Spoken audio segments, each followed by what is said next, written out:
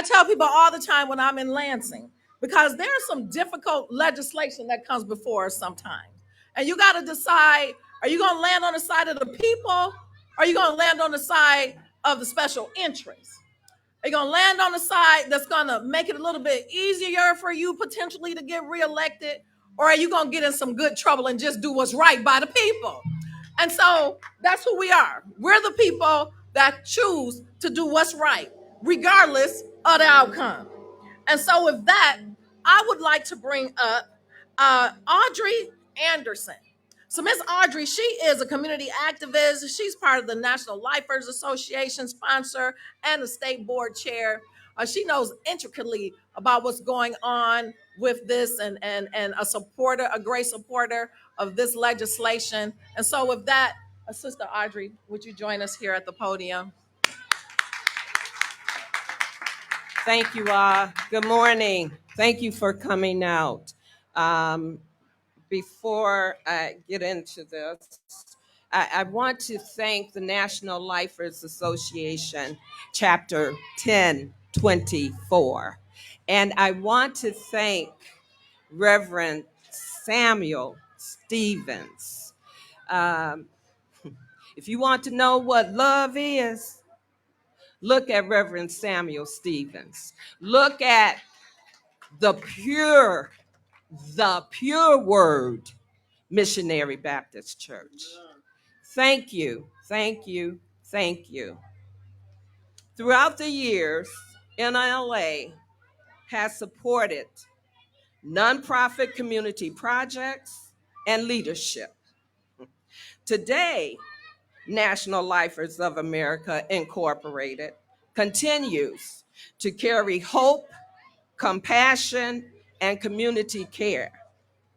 I acknowledge, and I'm going to say this again, I acknowledge and admire the courage, strength, and tenacity of these men and women who are incarcerated in these putrid prisons.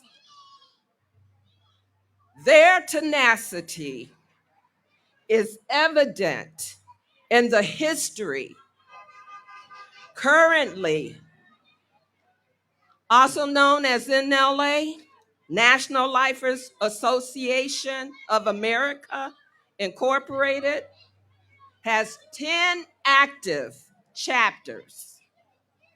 The chapter responsible for this event is Chapter 1024. And some are in need of a sponsor in these prisons.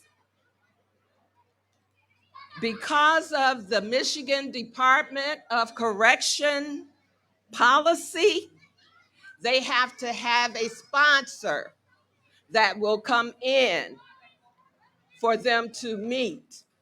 But you know what? God always makes a way. They get together. Historical moments for the National Lifers of America. NLA grew out of a legislative committee called the Prisoners Program Association to create a better environment by way of advocacy. The Prisoners Program Association, also called PPA at the time, was banned. But you know what? God always makes a way. In October the 7th of 1980, a chapter of PPA in Jackson, Michigan, correctional facility, filed articles of incorporation with the state of Michigan to register as a nonprofit under the name of National Lifers of America Incorporated. In 1981, there was a disturbance that led to NLA records being burned and the leaders being transferred to other facilities.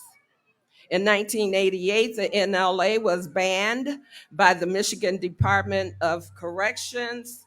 Meetings were no longer allowed. God always makes a way. NLA was reinstated in 1990 with a requirement to have an outside sponsor in order to hold meetings, along with a requirement to stop collecting membership dues. But God always makes a way. In 1992, the NLA once again was banned and reinstated later that year. God always makes a way. In 2006, women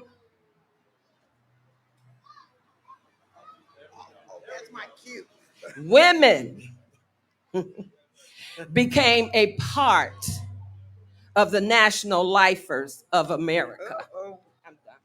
And they are active, strongly active in the National Lifers of America today. They are honored and they are recognized. God always makes a way.